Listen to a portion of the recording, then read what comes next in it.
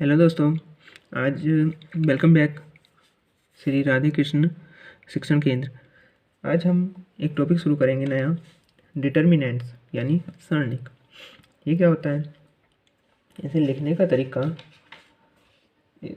इस तरह का होता है। डिटर्मिनेंट, ये दोनों साइन डिटर्मिनेंट के होते हैं। यहाँ पर कुछ एलिमेंट होंगे A1, A2, A3, B1, B2, B3, C1, C2 और C3। A1, A2, A3 ये क्या है? हमारी रोज़ है। तो रो 1, रो 2, रो 3। कॉलम कितने हैं? Column number 1, column 2, column 3।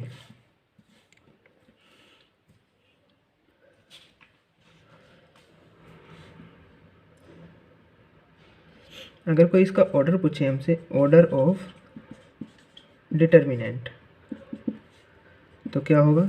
Number of रोज, या फिर कितने हमारे 3, या दूसरा तरीका है नंबर ऑफ कॉलम्स। ये भी कितने हैं? 3 है। तो इस वाले डिटर्मिनेंट का ऑर्डर हो जाएगा 3 या 3। अब अगर इसके एलिमेंट्स पूछ लें, कितने टोटल नंबर ऑफ एलिमेंट्स होंगे, तो एलिमेंट्स इक्वल टू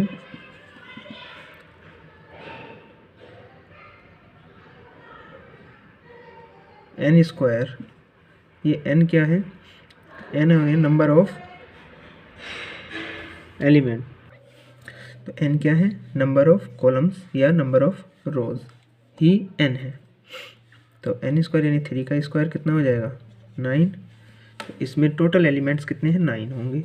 काउंट करो, 1 2 3 4 5 6 7 8 9। तो 9 ही एलिमेंट्स होंगे इसमें।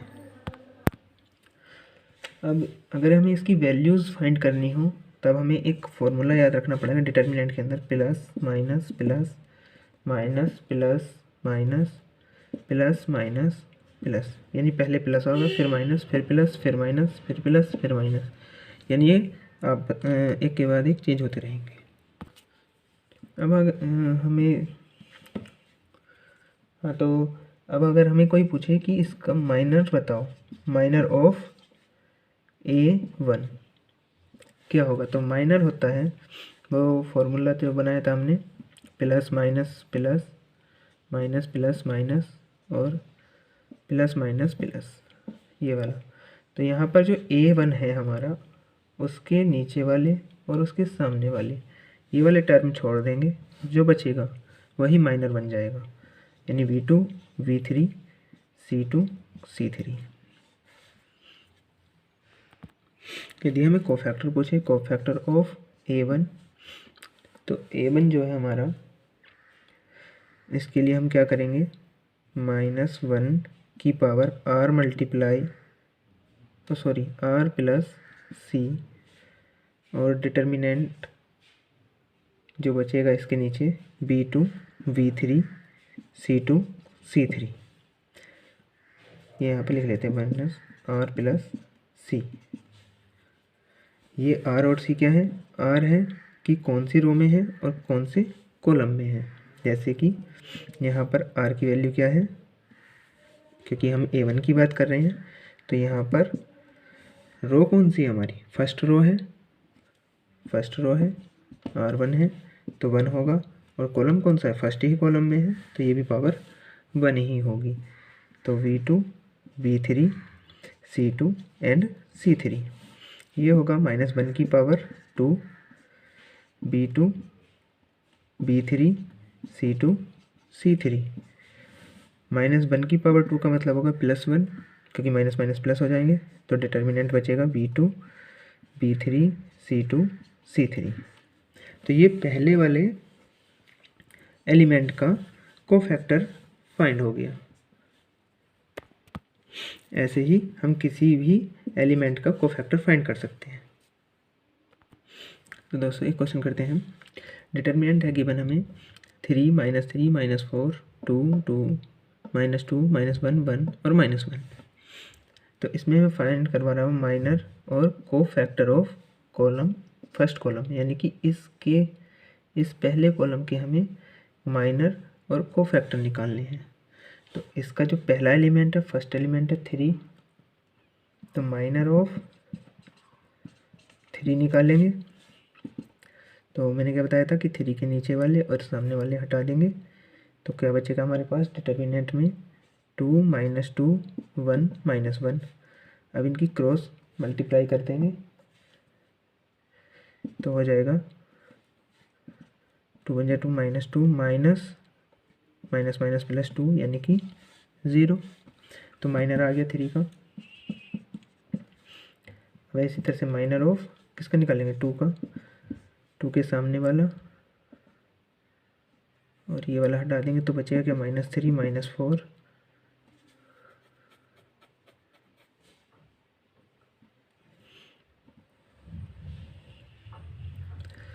-3 -4 एंड 1 - 1 करेंगे मल्टीप्लाई, तो 3 1 जा 3 माइनस माइनस प्लस और माइनस माइनस प्लस 4 1 जा 4 यानी कि हो जाएगा 7।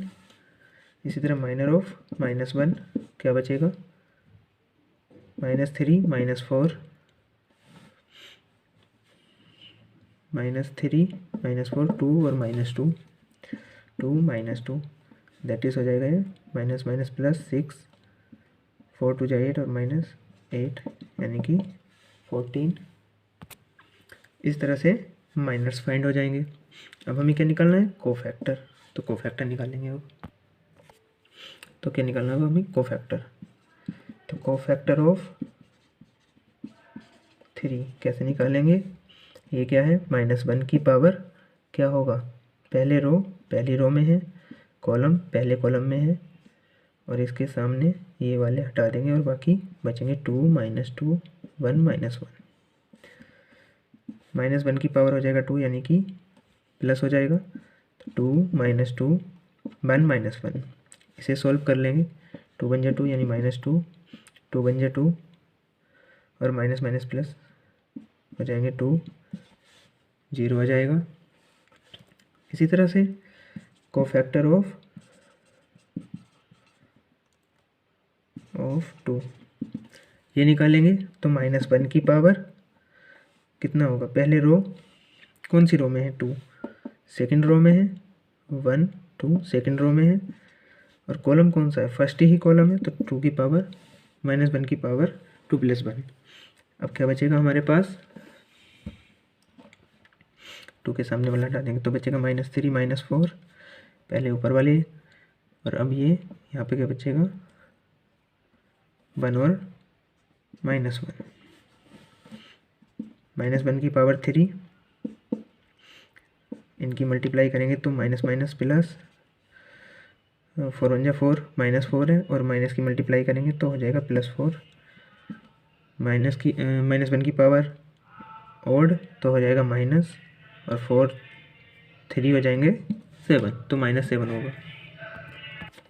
कोफैक्टर ऑफ -1 इस वाले -1 की बात करें ये है और ये यहाँ से हटा देंगे, क्या बचेगा -1 की पावर पहले रो कौन सी है, तीसरी, कॉलम कौन सा है, पहला ही कॉलम है, क्या डिटर्मिनेंट बचेगा हमारे पास -3 - 4 2 -2 क्रॉस मल्टीप्लाई करेंगे और बीच में माइनस से मल्टीप्लाई करेंगे तो -1 की पावर हो जाएगी 4 माइनस माइनस प्लस 3 2 जा 6 माइनस 4 2 जा 8 -8 होगा, माइनस की पावर इवन है तो 1 हो जाएगा, 6 माइनस माइनस प्लस 8 6 + 8 हो जाएगा 14। तो दोस्तों अब हम बात करते हैं इसकी कुछ इम्पोर्टेंट प्रॉपर्टीज़ की।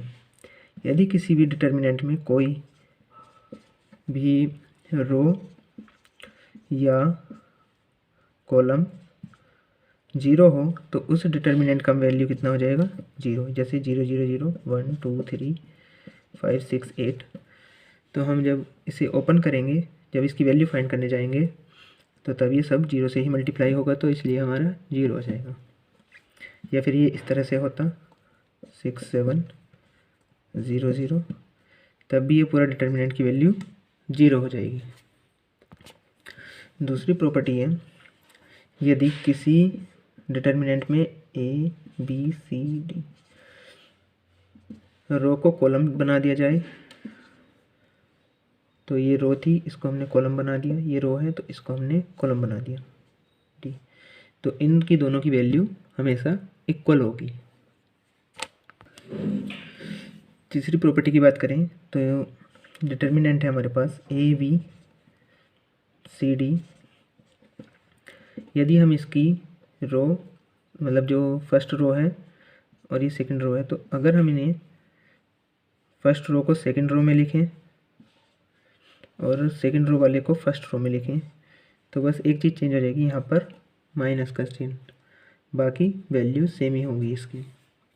तो ये वाली प्रॉपर्टी हम ध्यान रखेंगे, ये वाली प्रॉपर्टी का ध्यान रखेंगे कि अगर हमारे रो या कॉलम चेंज कर दिए जाए इस तरह से, या फिर इसे अगर मैं चाहूँ तो ऐसे भी लिख सकता हूँ,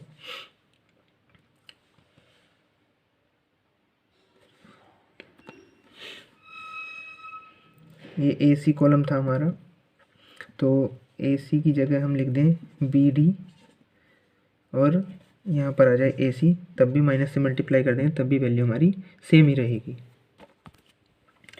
चौथी प्रॉपर्टी हमारी कि यदि किसी भी डिटर्मिनेशन में दो कॉलम या दो रो सेम हो जाए, जैसे यहाँ पे मैंने कहा 1 2 3 6 7 9 और यहाँ पे लिख दिया 1 2 3, जैसे ये दो रो सेम हैं तो इस डिटर्मिनेंट की वैल्यू 0 होगी।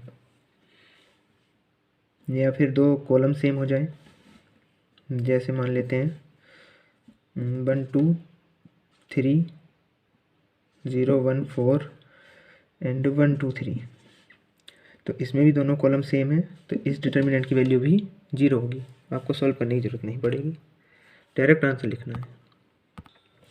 अगली प्रॉपर्टी है property number 5।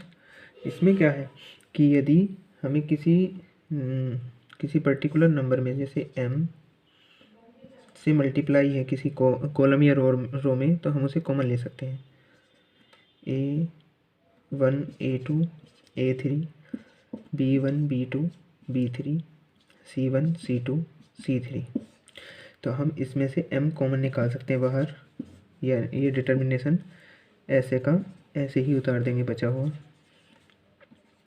B1 B2 B3 C1 C2 C3, इस पूरे कॉलम में m कॉमन था, हमने m बाहर ले लिया। यदि हमें किसी नंबर से मल्टीप्लाई करनी पड़े, जैसे हम इसे m से मल्टीप्लाई करना चाहते हैं, तो हम चाहे तो इसे रो में मल्टीप्लाई करें या कॉलम में मल्टीप्लाई करें।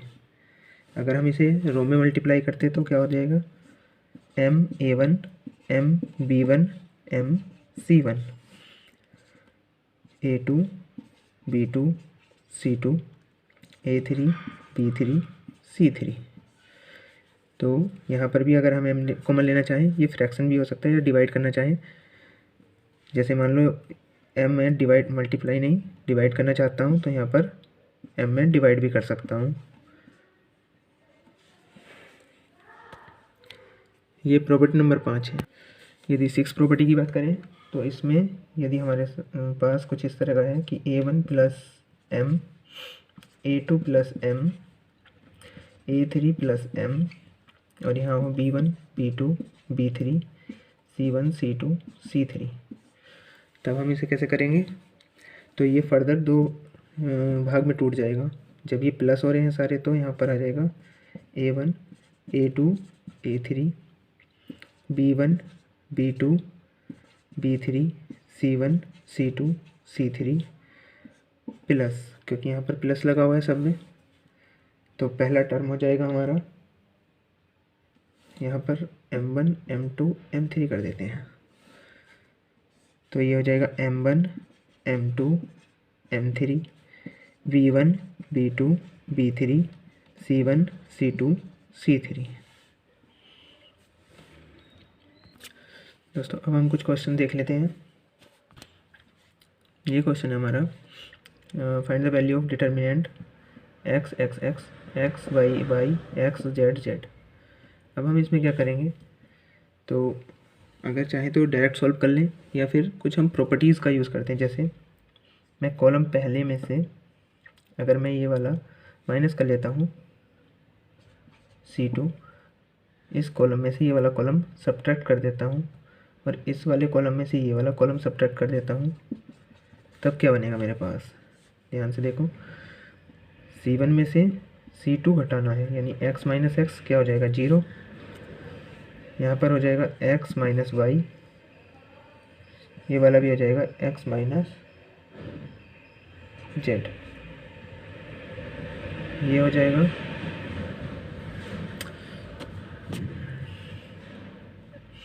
0, वाई माइनस वाई भी 0 हो जाएगा, जेड माइनस जेड भी 0 हो जाएगा, और ये है ऐसे का ऐसे ही उतार देंगे।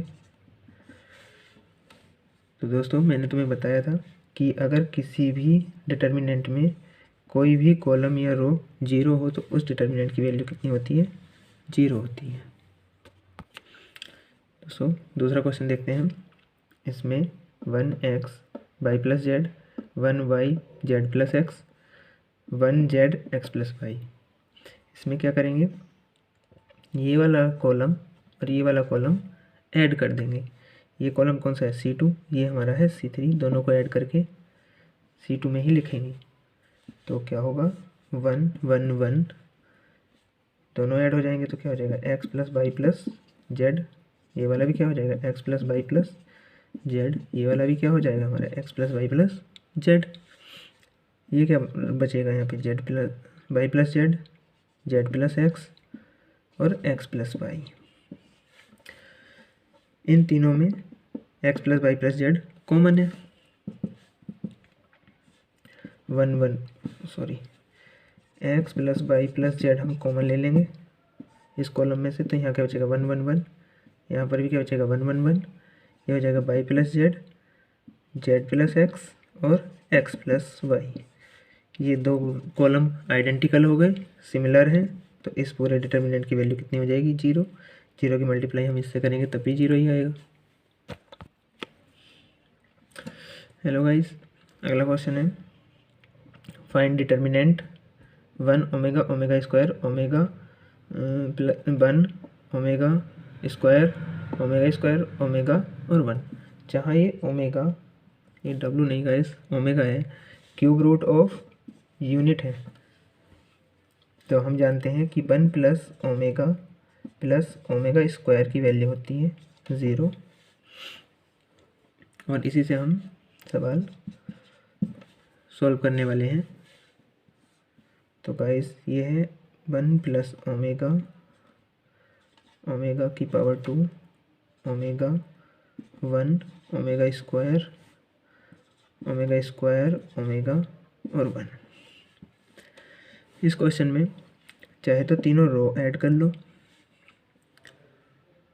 या फिर तीनों कॉलम ऐड कर लो।